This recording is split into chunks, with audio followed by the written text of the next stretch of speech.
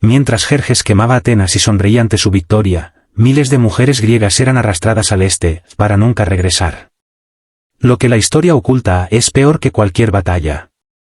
El viento Egeo llevaba el olor a humo y sal.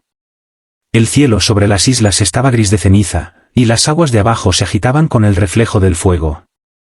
En el horizonte apareció la flota persa.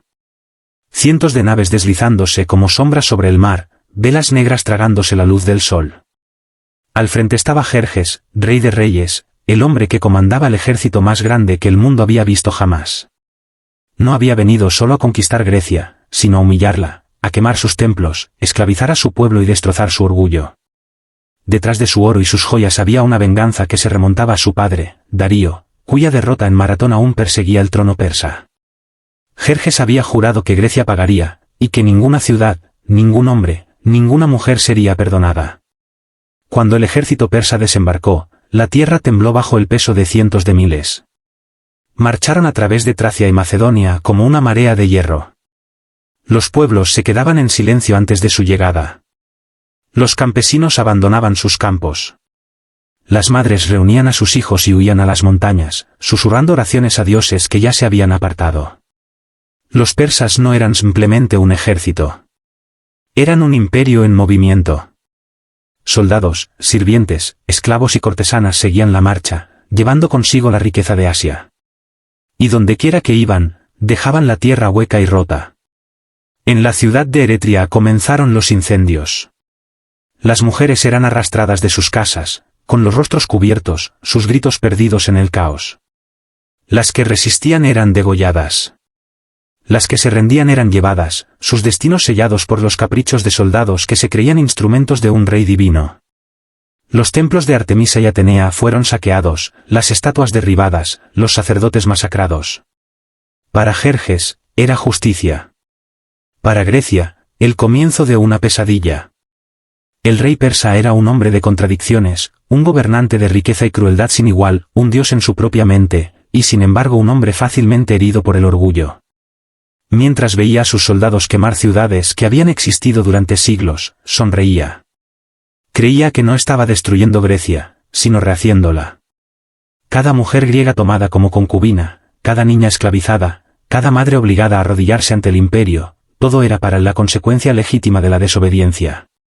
Y cuando sus ejércitos llegaron a Atenas, la ciudad que había desafiado a su padre, su venganza tomó su forma más aterradora. Los atenienses habían huido, abandonando sus hogares, sus estatuas, sus altares sagrados. Solo quedaban los ancianos, los pobres y los desesperados. Cuando los persas entraron, las calles resonaban con silencio. Pero Jerjes ordenó no tener piedad. Sus soldados barrieron la ciudad, derribando los símbolos del orgullo griego. El Partenón, aún no terminado, se convirtió en una ruina de ceniza y mármol roto. Las mujeres fueron sacadas de sus escondites y llevadas a la Acrópolis, donde los oficiales del rey las eligieron una por una. Las crónicas nunca describieron sus rostros, solo sus destinos. Fueron enviadas al este, al corazón del imperio, para servir como ofrendas a la voluntad de Persia. Algunas se convirtieron en sirvientas, otras en concubinas. Ninguna regresó jamás. Si deseas descubrir más historias como esta, historias enterradas bajo siglos de gloria y silencio, entonces suscríbete al canal y dale like a este vídeo porque la historia no siempre es el relato de héroes. A veces es el eco de aquellos a quienes nunca se les permitió hablar.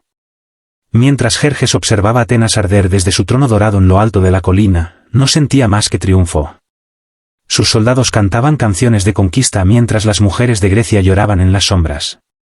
Para él eran botín, recordatorios de la victoria, trofeos vivos de una civilización caída.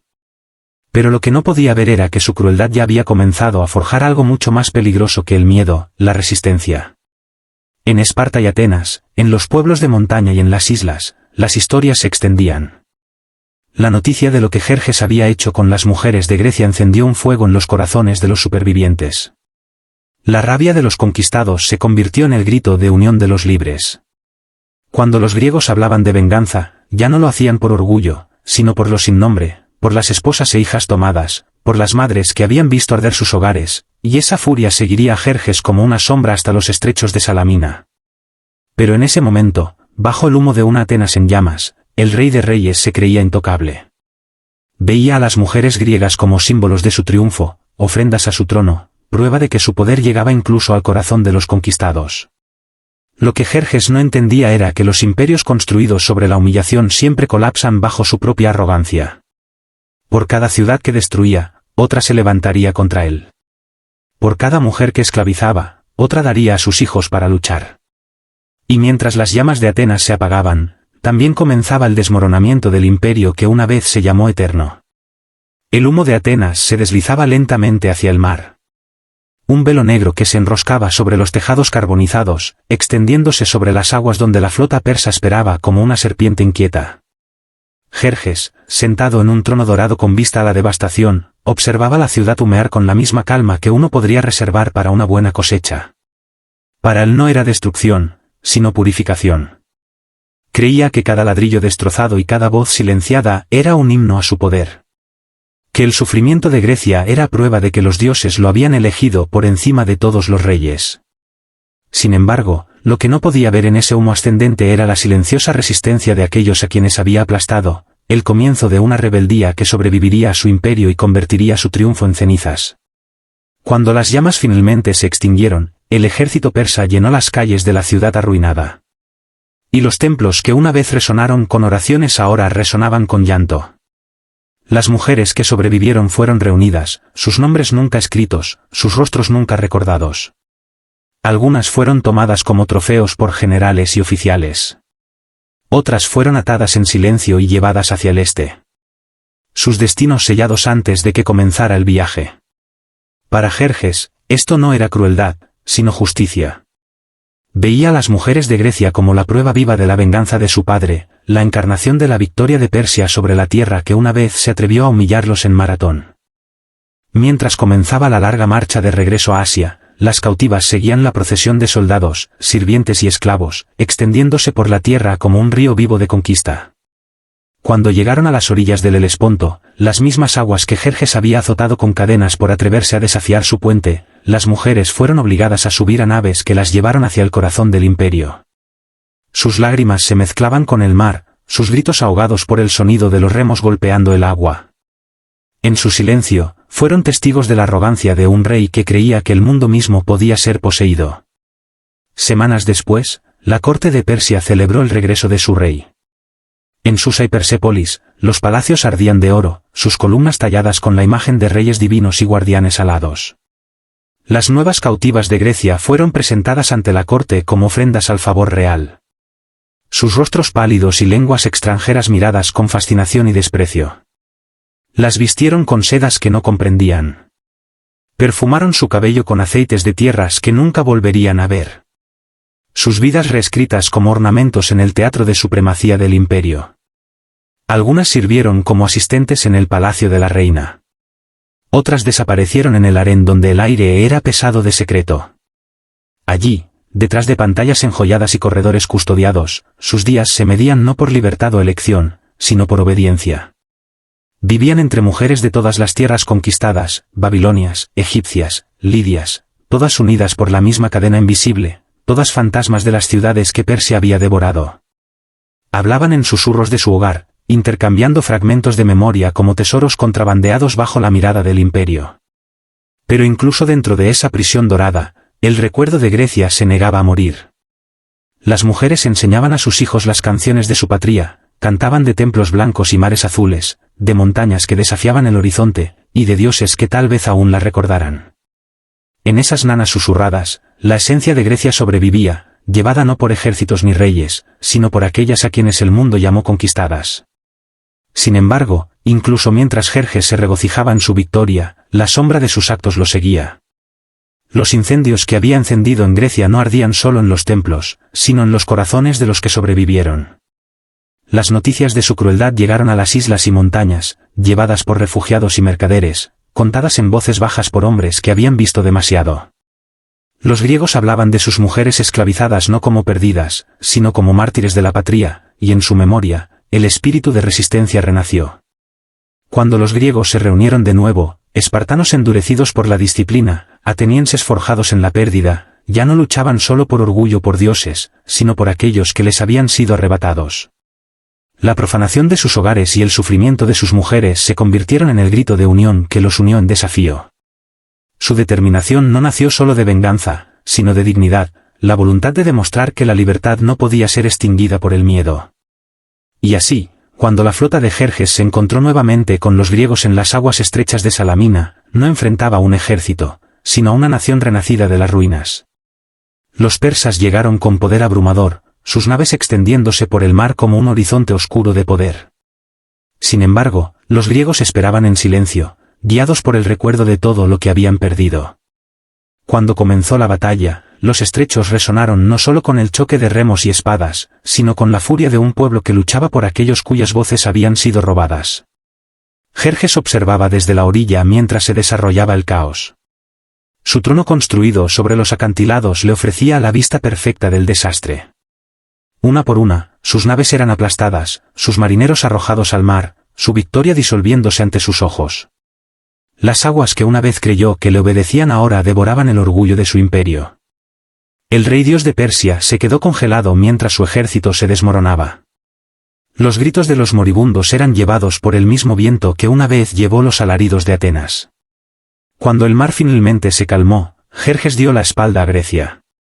Su marcha de regreso fue más lenta, más silenciosa, ensombrecida por la derrota.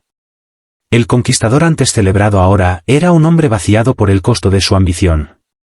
Regresó a Susa no como dios, sino como mortal cargado de fantasmas.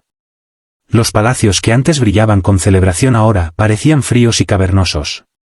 La música de la victoria se había apagado. Solo quedaba el eco de la memoria. Dentro de esos salones de mármol, las mujeres de Grecia aún servían. Su presencia ahora un recordatorio insoportable de la vergüenza del imperio. Su belleza, antes exhibida como prueba de la supremacía persa, se había convertido en reflejo de todo lo que Jerjes había perdido.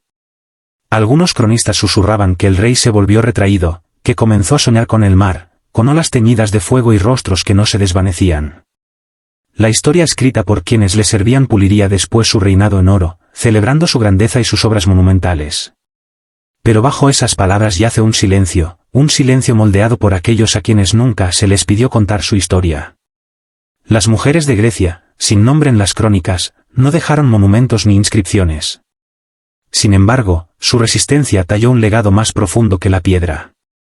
Fueron las arquitectas invisibles de la rebeldía, la prueba viva de que incluso bajo el peso de los imperios, la memoria no puede ser destruida. Lo que Jerjes les hizo fue más que conquista. Fue un intento de borrar a todo un pueblo quebrando su espíritu. Sin embargo, a través de esos mismos actos de crueldad, aseguró lo contrario. Por cada mujer que silenció, surgieron 1000 historias para condenarlo. Por cada ciudad que quemó, una generación de poetas y guerreros se levantó para reclamar su nombre. En los siglos que siguieron, mientras Persia se desvanecía en polvo y Grecia daba a luz leyendas que moldearían el mundo, el imperio de Jerjes se convirtió en un cuento cautelar. Su arrogancia, su hambre, su crueldad, todo se convirtió en las marcas de un gobernante que se creyó eterno y fue olvidado por el tiempo. Pero la historia de las mujeres que intentó borrar perduró, llevada por las palabras de historiadores, las canciones de poetas y la conciencia misma de la historia. Así que cuando hablemos de Jerjes, no debemos hablar solo de sus palacios dorados o de sus vastos ejércitos, sino de aquellos que sufrieron en su sombra. Las mujeres que cruzaron el mar en cadenas, las madres que desaparecieron en el desierto, las hijas que cantaron de su hogar hasta que sus voces se desvanecieron en el mito. Ellas son los verdaderos testigos de su reinado. Y tal vez, en su silenciosa resistencia, lograron lo que ningún ejército pudo jamás, derrotaron al olvido. Si esta historia te hizo repensar la forma en que la historia glorifica a los reyes y olvida a los conquistados, entonces suscríbete al canal y dale like a este vídeo porque detrás de cada imperio yace un silencio. Y cada vez que contamos la verdad, ese silencio se rompe una historia a la vez.